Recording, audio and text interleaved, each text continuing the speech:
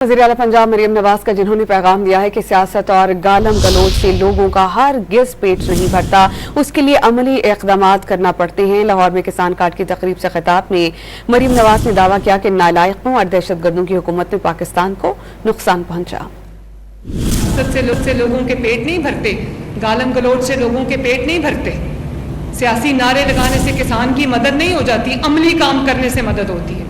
आपको देखेंगे ये फितना भी ख़त्म हो रहा है, इस फितने की फितनाबाजी भी ख़त्म हो रही है, और ये जो घुस बैठे थे सियासत में, इनकी सियासत घटिया गाली गलोच, घेराव जलाओ, आग लगा दो, हमला कर दो, तोड़ दो, फोड़ दो, महंगाई, लाकानूनियत, इनके तोहफे, ये सियासत अपने आखिरी दमों पे और अपना दम तोड़ती जा रही है इंशाअल्लाह ताला। पिछले 5 साल में नालायकों की हुकूमत में, दहशतगर्दों की हुकूमत में जिस तरह से ये नुकसान हुआ है पाकिस्तान का, उसको 40 साल भी कम थे भरने के लिए। जादू की छड़ी नहीं है पाकिस्तान मुस्लिम लीग नून के हाथ में कि क्यों आज स्टॉक मार्केट जो है वो 91,000 पे चली गई है।